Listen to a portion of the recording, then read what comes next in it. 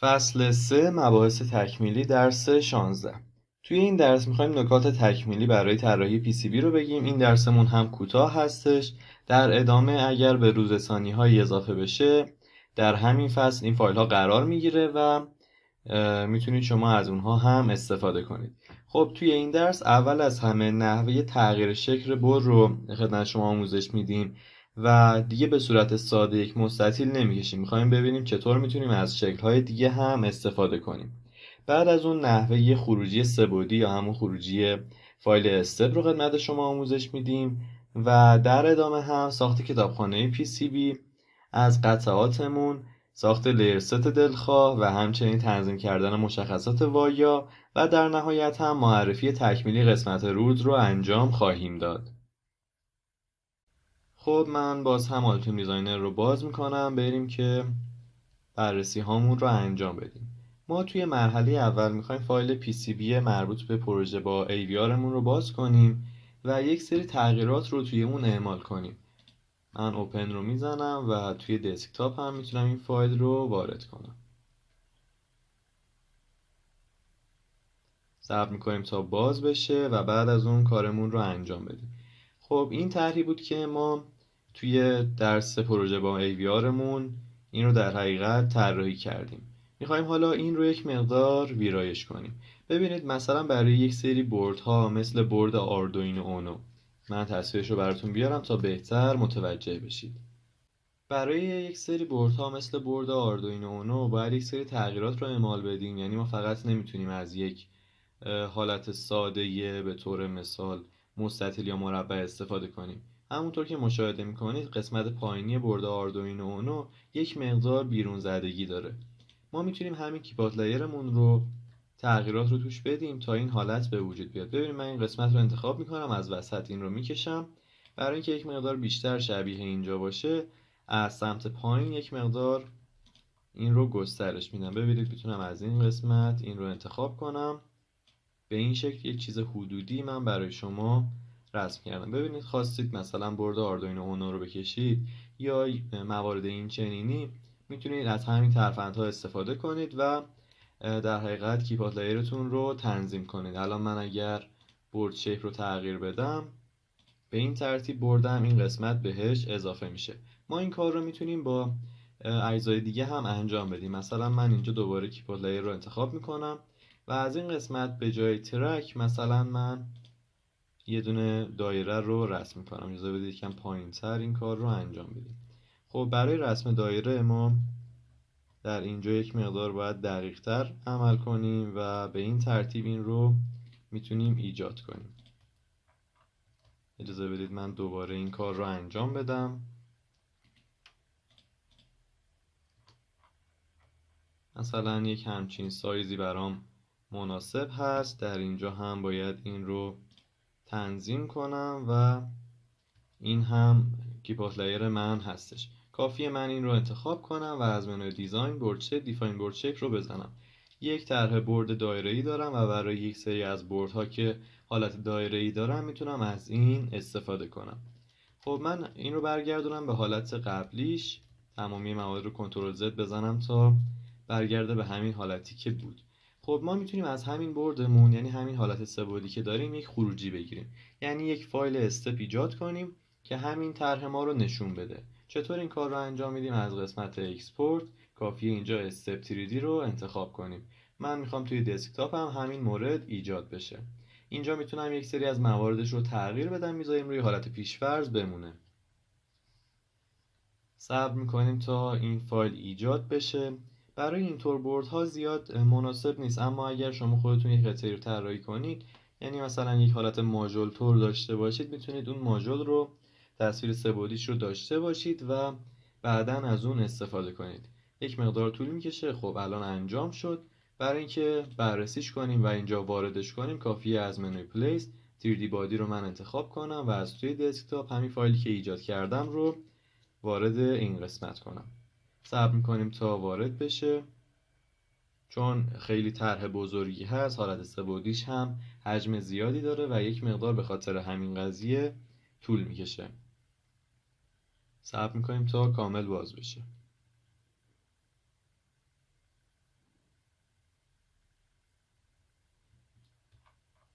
خب الان این اینجا میتونم مشاهدهش کنم. اگر مثلا به طور مثال این رو تو این قسمت بذارم، مشاهده میکنید که این قسمت ها قابل تغییر هستن، اما این قسمت یک فایل سه‌بعدی هستش که ما خروجیش رو گرفتیم و الان میتونیم این رو بچرخونیم ببینیم به چه شکل هستش. مشاهده میکنید که ما فایل سه‌بعدی یا همون فایل با فرمت استپش رو تونستیم خروجی بگیریم. خب من این رو هم حذف میکنم. حالا من توی درس قبلی خدمت شما آموزش دادم وقتی قطعات رو از چند تا کتابخونه مختلف وارد محیط طراحی شماتیک میکنید، میتونید لایبرری مخصوص اون پروژه رو ایجاد کنید تا فقط همون قطعات باشه. برای فوتپرینت طرح پی سی بیتون هم همین کار رو میتونید انجام بدید.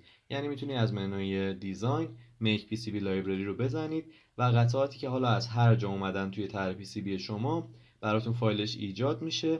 تمامی این فوتپرینت ها رو میتونید مشاهده کنید و برای اینکه سرجم باشه میتونید همین فایل رو سیو کنید و توی هر محیطی که دلتون میخواد در حقیقت ذخیرش کنید. این فایل رو هم من ببندم. ما از وایا برای پروژه آردوینو نانومون توی یک حالت خیلی پیشفرض و معمولی استفاده کردیم، اما وایا رو هم میتونید تغییرات زیادی توش اعمال کنید. من الان این رو انتخاب میکنم. در اینجا کافیه تب رو بزنم تا بتونم مشخصاتش رو ببینم. ببینید من اینجا میتونم تمپلیتش رو تغییر بدم و حالتهای مختلفی رو براش ایجاد کنم. توی قسمت پایین اینجا میتونم تایپش رو تغییر بدم. چندین تا حالت داره و باید ببینیم کدومشون تغییر ظاهری براش اعمال میشه. به این ترتیب الان تغییر میکنه. باز هم میتونم موارد مختلف رو اینجا ویرایش کنم. اجازه بدید توی این قسمت پایین. بله اینجا میبینید که چندین مدل تایپ هستش. تایپ 1 A و B، تایپ 2، تایپ 3، 4، 5 و موارد مختلف. اینجا اینها رو اگر شما ویرایش کنید میتونید تغییر ظاهری رو توی این مشاهده کنید. همچنین میتونید توی حالت ساده قطرش و سایز سوراخ رو تغییر بدیم. مثلا این رو 100 در نظر میگیریم، مشاهده میکنیم بزرگتر میشه. هول سایز رو هم مثلا میتونیم 60 میل بذاریم، به این ترتیب بزرگتر میشه. اگر بخوایم پیشرفته تر کار کنید میتونید گزینه تاپ میدل باتم رو انتخاب کنید و توی این قسمت تعیین کنید که توی قسمت بالایی قطرش مثلا 50 باشه، توی قسمت پایینی 100 باشه و در قسمت میانی هم مثلا این رو 70 در نظر بگیریم. میتونید این موارد رو هم تغییر بدید. چندین تا حالت داره و اگر یک پروژه ساده دارید میتونید از همین حالت سادهش، حالت پیش‌فرضی که ما تعیین کردیم استفاده کنید و این کار براتون بهتر هستش. من این رو برگردونم به حالت پیش‌فرض تا بتونیم بهترین رو مشاهده کنیم. این یک وایه ساده هستش. میتونید با توجه به پروژه‌های مختلف تغییراتی رو توی همین هم اعمال کنید. خب دوباره میریم توی قسمت لایر ست هامون. قبلا یک بررسی کوتاه انجام دادیم و توی منوی دیزاین ما منیج لایر ست رو داشتیم. از این قسمت هم میتونیم این رو مشاهده کنیم. من اگر یک مقدار زوم کنم توی این قسمت میتونم ببینم چه مواردی رو اینجا دارم. مثلا اینجا ما توی قسمت تاپمون اوورلی رو میتونیم هاید کنیم. به این شکل مشاهده میکنید که میره. همچنین میتونیم رنگش رو تغییر بدیم تا با توجه به نیازمون این موارد تنظیم بشه.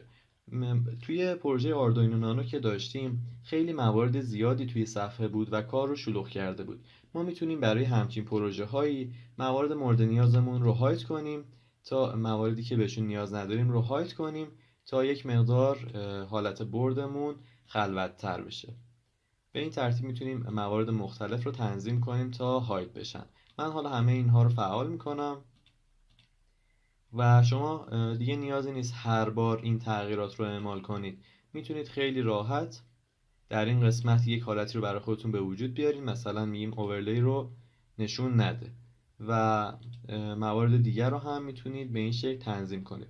حالا اون چیزی که مد نظرتون بود رو زمانی که ایجاد کردین از این قسمت روی این علامت به اضافه میزنید. یک حالتی براتون ایجاد میشه که این مربوط به کار شما هست. هر بار شما روی این قسمت بزنید همین تغییراتی که تو اینجا اعمال کردید براتون اعمال میشه و میتونید بقیه کارتون رو انجام بدید.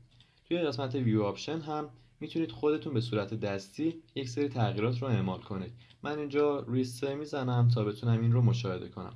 ببینید ما اینجا از حالتهای پیشفرض استفاده کردیم که رنگ به طور مثال آبی بود، بلک بود، براون بود و حتی قرمز و سفید و اینطور موارد. شما میتونید توی این قسمت پایین یک مقدار این شخصی سازی رو بیشتر انجام بدید. من این سینگل لیر رو فعال میکنم و توی این قسمت خب رنگ مس رو که نمیشه تغییر داد، اما رنگ سیلک اسکرین رو میتونیم مثلا یک مقدار تغییر بدیم. مشاهده میکنید که تغییر توش اعمال میشه. مثلا من قرمز این رو در نظر میگیرم و این رو به این سمت میارم تا بتونیم این رو مشاهده کنیم. ببینید من این سینگل لیر مود رو حالا آف میکنم تا تغییرات رنگ رو هم بهتر مشاهده کنیم. این تاپ سولدر ماسک و اینطور موارد رو هم من میتونم تغییر بدم. به این ترتیب رنگ بردم رو روی حالت دلخواه میتونم قرار بدم. مثلا میتونیم صورتی هم حتی در نظر بگیریم که خب کار مناسبی نیست. همین رنگ مشکی برای این پروژه ما مناسب هست. مشاهده میکنید که الان ما سیلک اسکرین رو روی قرمز قرار دادیم و رنگ بردمون هم در حقیقت مشکی است. یک حالت جذاب و زیبایی میشه. چون قطعاتمون بیشتر آبی هستن میشه سیلک اسکرین رو مثلا روی همین حالت آبی در نظر گرفت تا شبیه باشه به بقیه مواردمون. یک حالت سلیقه‌ای هست و برای طرح سه‌بعدیتون میتونید این تغییرات رو هم اعمال کنید. آخرین چیزی که ما میخوایم مورد بررسی قرارش بدیم قسمت رولز ما هستش. ما یک بار توی درس‌های قبلیمون این قسمت رو بررسی کردیم و یک بار دیگه توی اینجا میخوایم یک بررسی کوتاه داشته باشیم، این موارد رو خدمت شما توضیح بدیم. ببینید با توجه به پروژه‌ای که دارید و با توجه به چیزی که از شما میخوان، شما باید این رول ها رو تعیین کنید تا خود آلتیوم اینها رو بررسی کنه. اگر جایی مطابق این موارد پیش نرفتید بهتون اعلام کنه تا اون رو ویرایش کنید. خیلی موارد زیادی هست که توی این قسمت شما میتونید ویرایش کنید. مثلا همین کلیرنس هستش و شما میتونید این موارد رو تعیین کنید، فاصله ها به چه میزان باشه. خوبی که داره آلتیوم خودش تصویر برای همه این موارد قرار داده، یعنی برای اکثر این موارد، و شما میفهمید این عددی که دارید ویرایش میکنید مربوط به چی هستش. من میتونم تمامی این موارد رو برای شما باز کنم، میتونید اینها رو مشاهده کنید. مثلا اگر این تیک رو بزنید دیگه برای این اتصال کوتاه ها به شما ایرادی نمیگیره و شما میتونید این مسیرها رو از روی همدیگه رد کنید که خب کار مناسبی نیست. در ادامه مثلا توی قسمت روتین ما اینجا ارز سیم رو داشتیم که قبلا بررسیش کردیم. میتونیم حداقل ترجیح داده شده و حد اکثر رو تنظیم کنیم برای لایه‌های مختلف و توی این قسمت هم ما میتونستیم تعیین کنیم توی کدوم لایه‌ها در حقیقت مسیرکشی انجام بشه. الان توی لایه بالایی و پایینی میتونه این کار انجام بشه. برای وایه ها میتونید این تغییرات رو اعمال کنید، یعنی برای در حقیقت سایز سوراخ و قطر این وایه میتونید اینجا مقدار حداقل، حد اکثر و ترجیح داده شده رو انتخاب کنید. همچنین برای کورنرها، یعنی برای گوشه های سیم هاتون میتونید تعیین کنید که این حالت به چه شکلی انجام بشه، چه درجه‌ای داشته باشه و چطور باشه. مثلا اگر من روی حالت راندد بذارم مشاهده میکنید که به صورت نیم دایره‌ای، یعنی حالت هلالی شکل میشه. میتونیم روی حالت 90 درجه بذاریم که همین حالت 45 درجه حالت بهتری هستش. میتونیم توی این قسمت پایین باز هم بررسی ها رو انجام بدیم. اینها رو قبلا بررسی کردیم. همین سیلک تو سیلک هستش. میتونیم تعیین کنیم فاصله سیلک ها از هم باید چقدر باشه، یعنی حداقلش چقدر هست. سیلک تو سولدر ماست رو هم میتونیم اینجا تعیین کنیم. نت آنتن، فاصله‌ای که سوراخ‌ها باید از هم دیگه داشته باشن رو میتونیم تعیین کنیم.